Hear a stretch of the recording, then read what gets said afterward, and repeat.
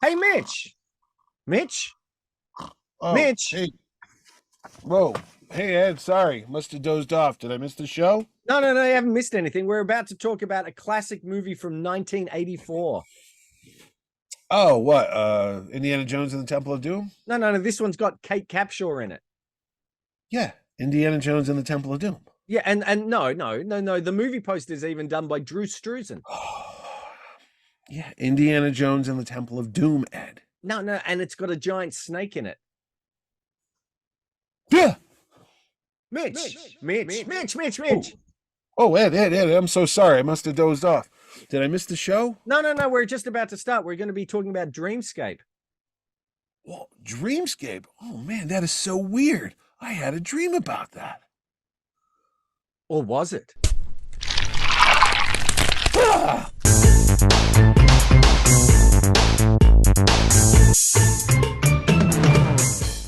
Hi, this is Ed Dollister. And this is Sleepy Mitch Halleck. And welcome to another exciting episode of Mitch and Ed's Excellent Adventure. If it's your first time here, thanks so much for joining us. If you are a regular viewer, thanks for coming back. Before we start today's topic, Mitch, how can you find out a little bit more about our show? Oh, Ed, it is easy as going to join a top secret sleep research facility and closing your eyes and then learning that you're going to have to assassinate the president in his own sleep. All you do is hit the subscribe button on the little thing below, and you too will be subscribed to Mitch and Ed's Excellent Adventure. Hit the notification bell, and you'll be reminded when we go on the next adventure, and hit the like button just for the heck of it. What are we talking about today, Ed? We are talking about, I don't know if it's a cult classic, but I don't even know if it's a classic, but it's a great genre pick from 1984 that on paper hit all the right notes. It's 1984's A Dreamscape. Now, Mitch, I never saw this in the cinemas. I saw it on video. I know. I saw it on video maybe a few years after, probably about 87, 88. But did you see this in the cinemas? Not only did I see it in the cinemas, Ed, but I also wrote a review of it, knowing that we would talk about this 38 years later, in a magazine called Starlog Magazine. It's the issue that we'll see the cover right now that has Mr. Rutger Hauer on the cover and the film Lady Hawk, which was also coming out that year. But my review, which could be found in the letters column, talks about how I loved this movie. I saw it on opening day. I fell in love with the lovely Kate Capshaw, soon to be Mrs. Spielberg, and I thought Dennis Quaid did a fantastic job. Plus, there was creepy performances by the all-star cast that included Christopher Plummer, Max von Sydow, Eddie Albert as the president. Yes. And here's a weird connection to our previous show, which was called Megaforce. The actor who plays the bad guy in this film, David Patrick Kelly. Yep. Warriors. And Warriors also featured Michael Beck, who was also in Megaforce. So it's a roundabout way, but there is a Megaforce connection if you think about it. He was the guy in Warriors that has the bottle that goes, "Warriors, come out and play, yay." That's him. That's And that's all we've got time for. That is fantastic. That's it. Good night, everybody. Actually, he has a very long career. He's actually still working. He is the cleaner in the John Wick movies. When John Wick kills a massive amount of people, he shows up with his crew and they get rid of all the dead bodies. So he's still out there and he's still working and he's still playing psychos. But anyway, yes, he is. That movie came out. It had a poster by Drew Struzan. The poster. It's funny in doing research for the show and remembering back. And we've obviously watched the movie.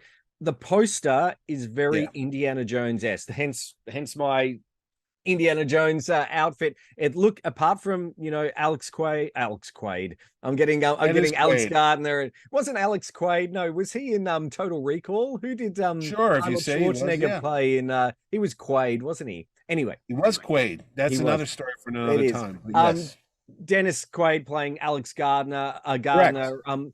He looked like Indiana Jones. There he is standing with a flaming torch. There was Kate Capshaw, and then there was a small child next to him that could have been Short Round. Yeah, that's right. And the poster was very Indiana Jones. Framed. Even the title, even though it wasn't the same sort of font, that bold font that came across like a it was the red and yellows of the. Oh, it was totally an Indiana Jones. I think I have the poster, to be honest with you. If I go digging through the Mitchie archives upstairs in the poster rolls. I have tons of movie posters, And which you I've can got to see in our say, episode about movie posters yes, from that's 3 years. absolutely right. Yeah. But I've got to say that the movie poster really didn't wasn't a good representation. It was a beautiful poster, but it wasn't a good Yeah. representation of what the movie was about. I thought it was going to be a No. bit more of a fun action adventure movie, and it was a bit Uh-huh. more of a. It wanted to be a lot of things. It wanted to be a bit of a spy thriller. There was a bit Yeah. of Yeah. action. There was a bit of horror as well involved. Yeah. With the snake and everything. Yes. Yeah. Yeah. There was some, really fun special effects in there Oh for the yeah. time. They Yeah. had one of the children in the Dream Academy, we'll call it that, basically was having these fears. So Dennis Mm. Quaid goes into the dream to confront this character, which is a snake, and it's a fantastic stop motion snake. The people who Yeah. worked on that worked on some of the Phil Tippett Studios work as well. Yeah. So there's some Okay. great stop animation. There's some Mhm. great, visual effects and everything like that. We can't forget George Wendt George Wendt is in there too. from Yeah, from Cheers. Cheers. Yeah, yeah. So it's a really Well, interesting cast and an interesting concept. the funny thing is, there's two movie theaters where I grew up. The Showcase Cinemas would get all the really good movies. That was where you saw your Star Wars, your Raiders of the Lost Ark, your Superman 2, and all that. Yes. There was another cinema across town that the seats were horrible. Like you'd sit in it, they weren't cushioned. They'd only open like this. You'd have to sit erect like the whole time, like you're in parochial school. And if a movie played there, you just didn't want to go see it because, oh God, you didn't want to sit in those seats. Literally nightmares about those seats. That's how bad the theater was. Funny thing is, E.T. opened there, so I remember going to Oh, that theater. But this is where Dreamscape was playing, and you almost knew, like when they were booking movies, that if they had it in this theater, it wasn't going to be a good movie. But I went to see it because Kate Capshaw was in it, and I was a Dennis Quaid fan because he was also in The Right Stuff, yeah, that was the which year was a before, wasn't it? year before when he played Gordon Cooper. So I was like, oh, he's kind of a cool guy. And he did kind of look like a little Harrison Ford. He could have been like a goofier version, a Hmm. bizarro world version of Harrison Ford. And then Kate Capshaw, who is, of course, Willie Scott in the big hit Temple of Doom that year. I'd only seen her prior in a movie called Best Defense, which was with Eddie Murphy and Dudley Moore, which was not a comedy, though it was supposed to be a comedy by William Hayek and Gloria Katz. Cats, yes. Yeah, they made that. So I went to see this, and I knew it was going to be a sci-fi thing. I think I did read about it in like Fantastic Films or Starlog, so I knew it was coming. So you got to remember, '84 was a jam-packed year. I think we've talked about that before. There's a lot of movies. It opens up with a really horrific nuclear nightmare, like a nuclear war, and you see the president's wife running towards him, and in the distance, they just drop the hydrogen bomb, whichever one of the bombs, and the flame wall just comes at her and incinerates her. And back in the day, in the '80s, that was like a Oh constant my, fear. oh my gosh! Remember the year That before, the day day after, after, came yeah, I out was going to say 1983. that was a real nightmare. I mean, Mm. everybody that lived back then was worried about nuclear annihilation. So that hit home.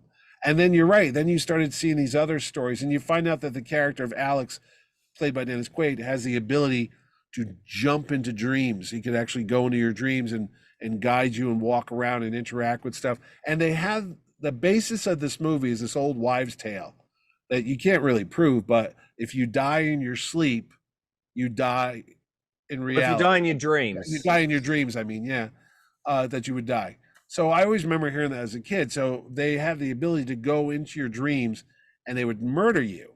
So you're like, well, that's kind of cool because you could kill like heads of state and big corporations and stuff. And the plot comes about when Christopher Plummer, who you think's a good guy, but actually is this sinister fella, and Eddie Albert as the president. I remember that line, and Eddie Albert as the president. It's kind of like E.G. Marshall as the president Yes, in yes. Superman 2.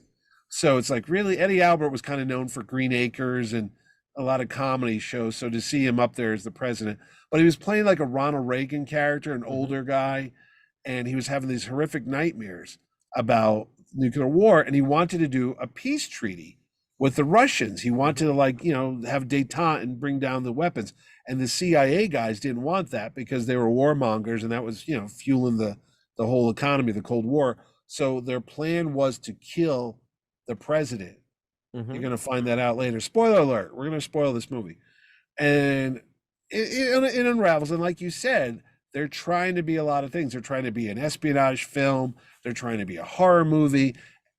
It has a lot of similarities with the movie Brainstorm that had come out a couple years prior Yes, with with Natalie Wood. Natalie Wood, Christopher Walken. If we're talking similarities, No, Douglas Trumbull. I'm sorry. It was Douglas okay. Trumbull directed. It was the special effects guy, but there was a little similarity with dreams and such, and you can manipulate your dreams. But go Yeah. ahead. What were you going to say? I was just going to say, later that year, 1984, A Nightmare on Elm Street, the same Nightmare on sort Elm of Street comes out. concept. Yeah, dreams were the big deal back then. And And interestingly, Chuck Russell, who was the screenwriter on this, yeah. ended up directing and writing Nightmare on Elm Street Part 3. Oh, well, there you go. These guys were a So, bunch of dreamers. yep. The funny thing about this too is Kate Capshaw's in it, and there's multiple versions of this movie. I do remember that. I think. Oh, we forgot one of the biggest things because of Temple of Doom. Here's another connection. The MPAA, the Motion Picture Association of America, created a new rating, PG-13. Dreamscape is the second movie to bear that marker. It was Red Dawn, Yeah. and then this one. And I remember that, PG-13.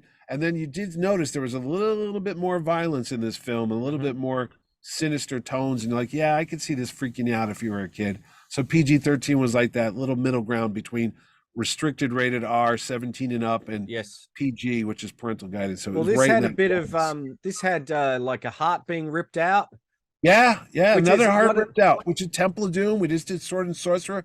yeah, That was a big deal back then, ripping it people's hearts out. was. It Yeah. was, and it had a little bit of you know, nudity in it in Well, in that's what I one was going to version. say. Yeah. I saw one version. There's a sequence where Dennis Quaid's character seduces Kate Capshaw, and they're on a train, and she's wearing a summer dress, and he undoes her blouse, and they start making out. In the film in the theaters, you didn't see much. They cut away. It was edited and stuff. Then there was a version that came on cable, which was more adult. They had 30 seconds more footage where you saw more Kate Capshaw, like you actually saw her breast for like a minute. That's not the version that's out now. It's weird. I went to go watch it on Amazon, and it's back to the old one. They've cut that up. I don't know if it's because she's become Mrs. Spielberg since then, and she doesn't want people seeing ugly in her body. But it's not. Yeah, I don't think you can find it anymore. But I do remember there was a longer cut of this film, and the bad guy, Tommy, Yes. is like I mentioned, David Patrick Kelly. Cool dude. He was always on TV here. He was on like Spencer for Hire. Whenever you saw him, you knew he was going to be playing a psycho dirtbag guy, a murderer, because that was like typecast for this kid. From Warriors to this movie and on and on and on. But he was always the bad guy. And it was enjoyable for what it was. I don't think it's a very long movie. I don't even think it's a full 2 hours, maybe. But it moves along at a pretty good pace. And it was like a good, if you were home on a rainy Sunday afternoon in like 3 or 4 o'clock and there was nothing to do, and this came on one of the pay cable things, HBO or something, this was a fine movie to watch. And it was one of those throwaway movies from the 80s. I mean, we talked about before, like Buckaroo Banzai and even My Sword and the Sorcerer. And there's so many of these genre sci-fi movies that were coming out back then that I don't know. They all got greenlit. I don't know what the deal was. Everybody was just looking for fantasy films back then, I mean, well, it was the sort of the hot thing, and trying to find the new up and next coming big thing. actors as well. I don't think it was ever going to be a franchise. It was based on a novella, No. but The it's music, a we pretty didn't mention that. self-contained. Sorry, the I said the music's done by Maurice Boris Jarre, Jarre. Yeah. Who 3-time actually, Academy Award winner from like Lawrence of Arabia and Yep. Dr. Zhivago. and the director actually wanted an orchestral score, but Maurice Jarre sort of said, no, I think it needs to be an electronic type of score Yeah, synthesized. to fit That's another with- 80s trope. Yeah, you hear that music and you go, oh boy, here we go. We're back in the 80s again. It's like Lady Hawk with that. Lady Hawk, you know what that was that Toto? We'll have to do Lady Hawk. Wasn't it oh, hang on. What it wasn't, it was Styx. It was some band that they did. Sticks would have been cool. No, but no. you know what? Lady Hawk, that's the one thing. We're not doing Lady Hawk now, but that's No. one thing that takes me out of that movie is the music. Because I remember he's riding on a horse and it's that weird organ, electric guitar synthesizer like Thomas Dolby. Yeah. maybe did the music. I don't know, but yeah, it had that sound in this film. But I thought it was a pretty good movie. I enjoyed it. Yeah, I it remember look seeing it it in it theaters. cost about $6 million to make. It doubled its It budget. made It 12 made 12 million. million, Yeah. so it wasn't And a it did huge well. success, but I was gonna yeah. say it did well on VHS. I remember renting it years Yep. later. You could see it there. So yeah, no, Dreamscape was one of those forgotten gems. No merchandise whatsoever other than the Nothing. poster. I didn't even think there was a novelization. No, there was not. I mean, No. apart from the original novel that it's based on, and it's Yeah, and then it's yeah, very loosely based on it. You can yeah, buy there's the clamshell VHS that you can get. They've just released recently the Blu-ray collector's edition, yeah. which There's also no lunchbox. There's no lunchbox, no no cards, action no figures, no bendy trading snake cards. figure. Though Well, the art snake though, head was creepy. I remember that. It yeah, was kind of like, oh, it looked like something from the chess pieces yes, in Star Wars. You know, when they're fighting with the holograms, it yes. almost looked like that the way it moved, and but because it was supposed to be a nightmare, so you can get away with the fact that it was a little stop motiony esque, type Yeah, of but thing. I thought it worked pretty well. The It worked effects are well. Yeah. interesting, the way they go. I quite like the way they. I think that might have been the first time I've seen, or maybe they did it in Tron. But when they were going into like the dream, where you actually went into like a tunnel, and they Yeah. showed all the like going in the pipes. I think that's the first time I think I've seen that in a film, which is kind of cool. Hmm. And yeah, look, it's sort of bit of a forgotten gem. It's available Yeah. also on Tubi. You can watch it for free. There you So go. it's available there. And it's definitely worth a watch, especially if you like Dennis Quaid and Kate Big Capshaw is Cap always Shaw. good Yeah. to watch. And they've got a really good chemistry, and there's quite a few twists and I'm turns pretty in it. sure she filmed this before Temple of Doom. She might have, yes. Yeah, because this is before her big star break coming Yeah. out. Yeah. But that's Dreamscape. It's worth watching. It'll We keep you might we awake at might look night. at we might look at maybe Brainstorm. I haven't seen that for years.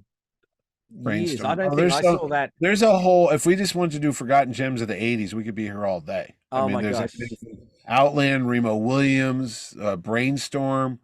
My God, we could just go on and on about movies that you never saw or heard of again Yeah. that are still out there. They're good, but I remember Jagged Edge was a movie. I remember that That's with Jeff Bridges, isn't it? Jeff Bridges. Yeah, yeah. Yeah. Never saw it again. No, there's many of those, but they're worth revisiting. So Dreamscape is certainly worth revisiting, as are some of our back catalog. In fact, all of them, especially Yeah. Megaforce. How can you find out a little bit more about what we've got on offer here at Mitch and Ed's Excellent Adventure, Mitch? It's as easy as closing your eyes, dozing off, and then stabbing your enemy through the chest with a big metal pipe, like they do at the end of the film. Spoiler alert, all you do is hit the subscribe button below, and you too will be joining the Mitch and Ed's Excellent Adventure army out there, and you'll be able to follow us into the next cinematic or television escapades as we review them and remember when, and also hit the notification button. And if that wasn't enough, hit the like button. That And would be that's it. I'm great. going back to bed. That's all right. This whole thing was a dream. It is. It is. It's a dream. Mitch. Oh, Ed, I had the weirdest dream, Ed, and you were in it, and Lois was in it, Yeah. and Harley was in it, and And what about this guy? Ah!